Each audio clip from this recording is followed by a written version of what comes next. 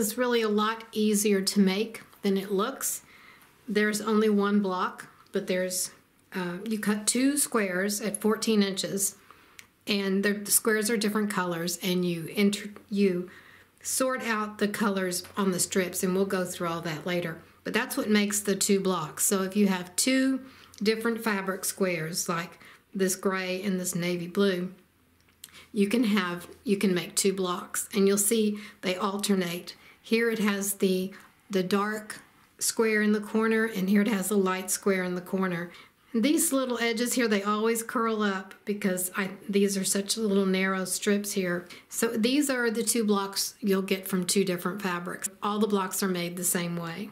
Now let's look at the numbers for this quilt. The blocks finish at 10 inches, and I have 48 blocks in my quilt.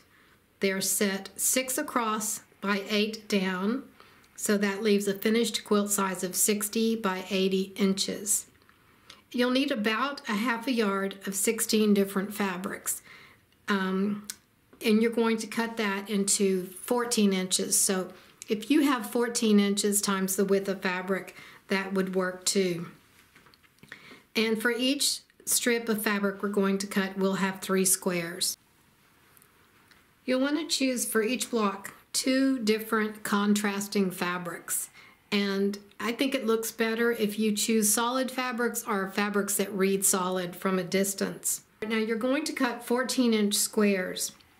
So if you have a ½ yard of fabric and you cut a strip that's 14 inches times the width of fabric, and if you want to get 3 of these squares per strip of fabric, you need to make sure you have 42 inches of usable fabric width.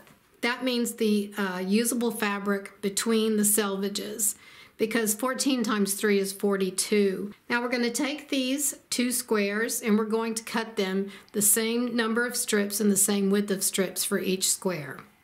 Each 14-inch square is going to be cut the same way. You're going to cut 2 pieces at 1 inch times 14 inches. The next one is 1½ inches, 2 inches, 3 inches, then 4½ inches. And you'll have a little bitty strip, probably about ½ inch or less left. I didn't have room to show it on here.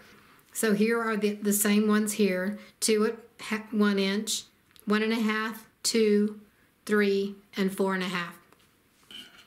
Now what you're going to do next is sort out the fabrics. So we're going to take this one and switch. So the second ones we're going to switch, and then the 4th ones we're going to switch.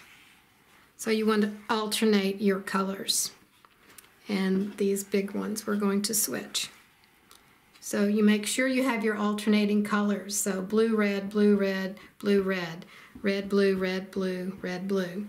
And so always keep these in order, because remember when we looked at the blocks before, one corner was light and the other corner was dark. And what I like to do is stack these like this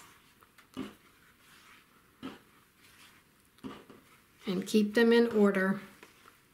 So you have one stack here, and then you have another stack of the matching or the opposite block. So here you have the strips cut for 2 blocks, and we're going to sew these together. This is what the 2 pieces look like now, and I've pressed toward the dark fabric for each one, and at this point this width here should be 10½ inches for both of them. What we're going to do next is turn it like this. We're going to trim off the edge so it's even. Then we're going to cut 2 at 1 inch, 1½, 2 inches, 3 inches, and 4½ inches. And you're going to do that with both of these. Now here are our 2 pieces cut up in strips again. So we're going to do the same sorting out we did before.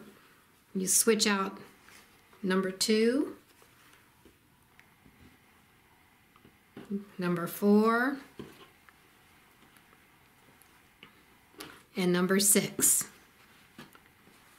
Now you're going to sew these together. the same way you did before.